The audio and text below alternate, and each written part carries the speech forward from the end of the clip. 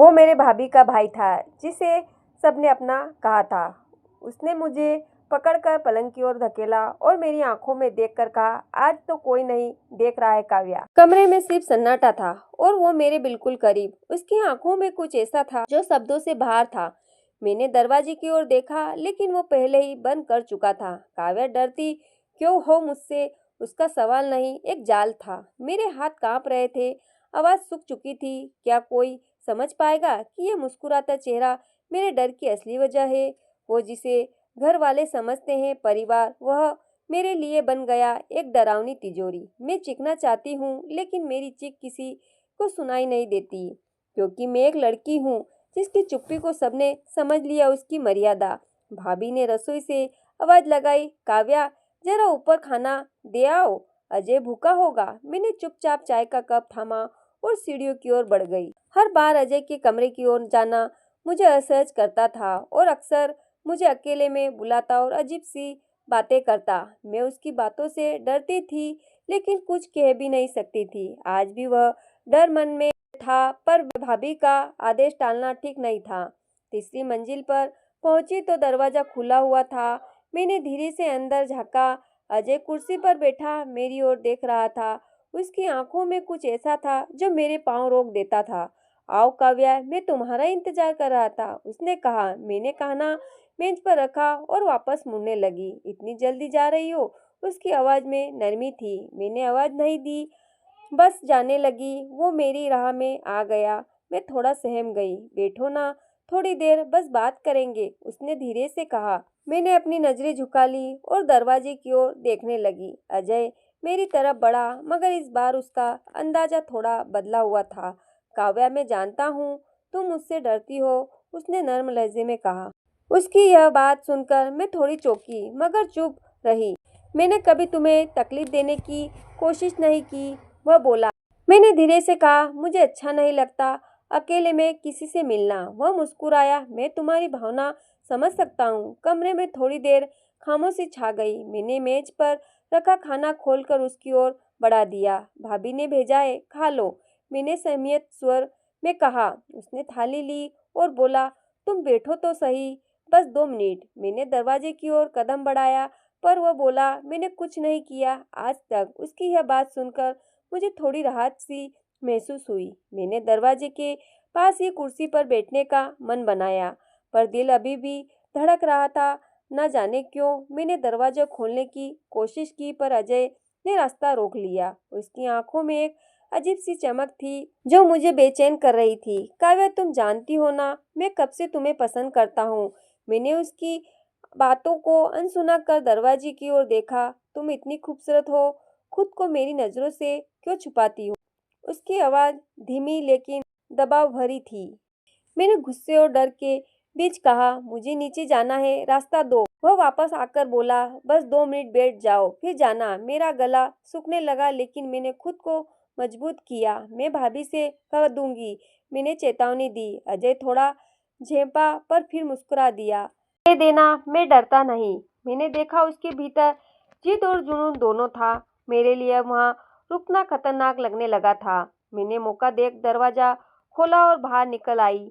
नीचे आकर मैं कांप रही थी लेकिन चेहरे पर मजबूती लाने की कोशिश कर रही थी। मैं जैसे तैसे सीढ़ियाँ उतरकर नीचे आई तो भाभी ने मुस्कुराकर पूछा, अजय ने खाना खा लिया?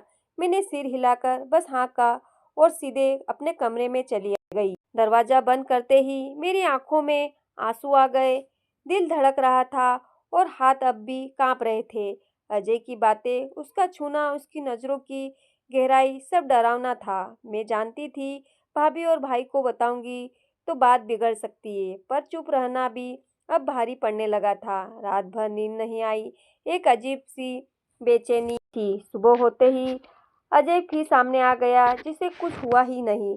काव्या, आज तुम बहुत सुंदर लग रही हो, उसने धीमे से कहा। मैंने नजरें फेर ली और वहां से हट गई, लेकिन उसने पीछे से एक बार फिर टोक दिया, कभी तो मुस्कुराकर जवाब दिया करो। उसकी यह बात अब सीधी असहजता में बदलती जा रही थी। अजय की बातें अब रोज की आदत बनती जा रही थी। वो हर समय मेरी मौजूदगी पर नजर रखता। कभी मैं रसोई में होती तो वो वहीं आकर खड़ा हो जाता। भाभी को लगता वो बस बातूनी है, लेकिन मुझे डर लगने लगा था। मैंने कई बार सोचकर भाभी को बताने की कोशिश की, मगर रुक जाती। क्या वो मेरी बात पर यकीन करेगी? घर का माहौल खराब हो सकता था। मैं यही सोचकर चुप थी। अजय अब जानबूझकर मुझे अकेले समय पर बुलाता, कभी कोई बहाना, कभी कोई जरूरत, हर दिन कोई नया तरीका। मैंने उसे टालने की पूरी कोशिश की, मगर वो पीछे नहीं हटता। उसकी नज़रों में अब एक तरह का अधिकार था, जैसे मैं कोई चीज हूँ जिसे उसे कोई मना नहीं कर सकता। एक दिन उसने सीढ़ियों पर मुझे रोक लिया। काव्या, तुम कब तक भागती रहोगी? मैंने सख्ती से जवाब दिया, जब तक जरूरत हो तब तक। मेरे जवाब से अजय कुछ पल के लिए चुप हो गया। उसकी आंखों में गुस्से की हल्की सी चमक थी। तुम मुझे गलत समझ रही हो काव्या, उसने कहा। मैंने बिना कुछ बोले सीढ़ियां उतरनी शुरू कर दी। पीछे से वो बोला, अगर मुझे नजरअंदाज करोगी तो तकलीफ मुझे भी होती है। उसकी यह बात धमकी जैसी लगने लगी थी। मैंने मन ही मन तय किया, अब और नहीं सहूंगी। रात को जब सब सो गए, मैं भाभी के पास गई। धीरे से उनके पास बैठकर कहा, कुछ जरूरी बात करनी है। भाभी ने चौंक कर मेरी तरफ देखा। क्या हुआ काव्या? मैंने कुछ पल चुप रहकर हिम्मत जुटाई और बोली, अजय मुझसे अजीब तरह से पेश आता है। भाभी के चेहरे पर संजीदगी आ गई। क्या मतलब? साफ साफ बताओ, उन्होंने कहा। मैंने धीरे धीरे सब बताना शुरू किया, बिना कुछ छुपाए। मैंने सारी बातें भाभी को बता दी, अजय की नजरों से लेकर उसके हर जबरदस्ती भरे लहजे तक। भाभी को कुछ देर चुप रही, शायद यकीन नहीं कर पा रही थी। काव्या, अजय ऐसा नहीं है, शायद तुम गलत समझ रही हो, उन्होंने धीमे से कहा। मुझे जैसे किसी ने थप्पड़ मार दिया हो। मेरी आवाज को फिर दबा दिया गया। मैंने कहा, भाभी झूठ क्यों बोलूंगी? वो बोली, देखो तुम्हें कोई भ्रम हुआ होगा, अजय तो तुम्हें अपनी बहन मानता है। मैं सन रह गई। इतनी बातों के बाद भी उन्हें मेरा डर नहीं दिखा। आंखों में आंसू आ गए, लेकिन मैंने उन्हें जाहिर नहीं होने दिया। मैं उठकर अपने कमरे में आ गई और अंदर से दरवाजा बंद कर लिया। अब मेरे पास न आवाज थी न सहारा। कमरे की दीवारें गवाह थी मेरी घुटती चुप्पी की। मन ही मन तय कर लिया, अगर कोई नहीं सुनेगा तो खुद लड़ना होगा। अब डर कर चुप नहीं रहूंगी, चाहे कुछ भी हो जाए। उसी रात मैंने डायरी निकाली और सब कुछ लिखना शुरू किया। कभी न कभी किसी न किसी को सच दिखाना ही होगा। डायरी लिखते हुए मेरी उंगलियां कांप रही थी, लेकिन दिल मजबूत था। हर दिन की बातें, हर डर, हर अनकहा सच उस कागज पर उतरता गया। मैंने सोचा, अगर कल कुछ हो भी जाए तो ये सब किसी को तो सच बताएगा। अगली सुबह अजय फिर सीढ़ियों पर मिल गया। उसने मुस्कुराते हुए कहा, अब तो भाभी को सच कह दिया होगा। मेरे कदम वहीं रुक गए। उसने कैसे जान लिया? मैंने कहा, हाँ, सब बता दिया और मैं अब चुप नहीं रहूंगी। उसका चेहरा पल भर में सख्त हो गया, आंखों में गुस्सा उतर आया। देखो काव्या, ये सब तुम्हारे लिए अच्छा नहीं होगा, उसने कहा। अच्छा बुरा अब मैं तय करूंगी, मैंने दृढ़ स्वर में कहा। वो आगे बढ़ा, पर इस बार मैंने उसकी आंखों में हटकर देखा। मेरी नजरों में अब डर नहीं, जवाब था। अजय कुछ पल देखता रहा, फिर मुड़कर चला गया। मुझे नहीं पता था कि यह उसकी चुप्पी थी या तूफान से पहले की खामोशी, लेकिन अब मैं पीछे नहीं हटने वाली थी। अब नहीं। अगले 2 दिन अजय ने मुझसे बात नहीं की, न ही सामने आया। मुझे कुछ राहत सी मिली, लेकिन मन में शंका भी थी। इतनी आसानी से वो पीछे हट जाए, ये उसकी आदत में नहीं था। मैं अब घर में भी ज़्यादा सतर्क रहने लगी थी। रसोई में काम करते हुए भी कान हर आवाज़ पर लगे रहते। भाभी अब पहले जैसी नहीं रही। शायद मेरे कहने का असर पड़ा था। वो अब अजय से बात करते हुए थोड़ा सतर्क हो गई थी। एक रात अचानक बिजली चली गई और पूरा घर अंधेरे में डूब गया। मैंने टॉर्च ढूंढने के लिए कमरे से बाहर कदम रखा। सीढ़ियों के पास किसी की आहट सुनाई दी। कौन है? मैंने आवाज लगाई, पर कोई जवाब नहीं मिला। एक साया सा ऊपर से नीचे की ओर सरकता दिखा। मैं कांप गई। टॉर्च मिलते ही मैंने इधर उधर देखा, कोई नहीं था, लेकिन दिल में साफ था, अंधेरे का फायदा उठाकर कोई था वहां। अब बात डर की नहीं, हद की हो चुकी थी। उस रात के बाद मैं पूरी तरह सावधान हो गई। हर आहट पर छाया अब मुझ पर भारी पड़ रही थी। अजय की चुप्पी अब और डरावनी लग रही थी, जिससे कोई चाल चल रहा हो। मैंने अपनी डायरी के पन्नों को एक लिफाफे में बंद लिया, अगर कुछ हो भी जाए तो किसी को मेरी सच्चाई मिल सके। अब मैंने अजय से अकेले में मिलना बंद कर दिया। भाभी के सामने ही बात करती और वह अब मुझे समझाने लगी थी। एक दिन भाभी ने खुद कहा, काव्या तुम सही थी, मुझे अब सब साफ दिखता है। उनके ये शब्द मेरे लिए सहारा थे, लेकिन अजय को यह बदलाव पसंद नहीं आया। उसकी नज़रों में अब सीधा गुस्सा था, छुपा नहीं हुआ। वो अब बार बार ताना मारने लगा, घर में नया कानून आ गया क्या? मैं चुप रहती, लेकिन मेरी चुप्पी अब मजबूरी नहीं थी, सोच समझी रणनीति थी। मैंने फैसला कर लिया था, अगली बार कुछ गलत हुआ तो मैं रुकूंगी नहीं, किसी भी कीमत पर नहीं। अगले दिन भैया घर पर जल्दी आ गए, शायद भाभी ने उन्हें बुलाया था। मैं डर गई थी कि अब कोई तूफान उठेगा, लेकिन अंदर से हल्की उम्मीद भी थी। भाभी ने धीरे से उन्हें सब बताया, मेरी बात, मेरा डर, अजय का रवैया मेरा डर अजय का रवैया। भैया का चेहरा सुनते सुनते सख्त होता गया। तूने हमारी बहन जैसी लड़की को तंग किया? अजय आवाज में गुस्सा था। अजय ने पहली बार घबराहट दिखाई। भैया, आपने मुझ पर यकीन नहीं किया। तू काबिल नहीं है यकीन के, भैया ने साफ कहा। घर में पहली बार इतनी गंभीरता और स्पष्टता थी।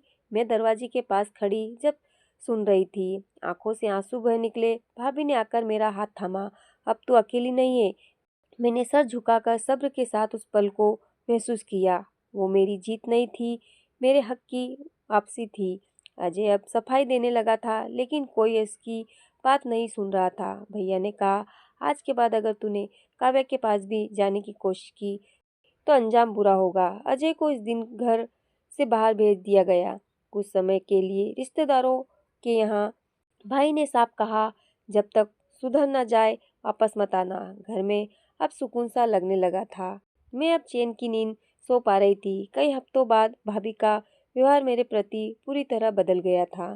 वो मुझे हर बात में शामिल करती, पूछती, अब ठीक हो ना? मैंने एक दिन उनसे कहा, धन्यवाद भाभी, आपने मेरा विश्वास लौटाया। उन्होंने कहा, गलती मेरी भी थी, काश पहले समझ जाती। उस दिन मैंने डायरी को चलाने का फैसला किया। अब उसे किसी को पढ़ाने की जरूरत नहीं थी। मैंने आंगन में जाकर पन्नों को एक एक कर आग में डाला। हर पन्ना राख बनता गया और मेरे अंदर की घुटन भी अब मैं हल्का महसूस कर रही थी। बहुत दिनों बाद वो डर जो सालों तक भीतर जमा था अब खत्म हो चुका था। कुछ दिनों बाद मैं कॉलेज वापस जाने लगी, नई हिम्मत, नया आत्मविश्वास लेकर। अब किसी की नज़रों का डर नहीं था, ना ही किसी का दबाव, बोझ।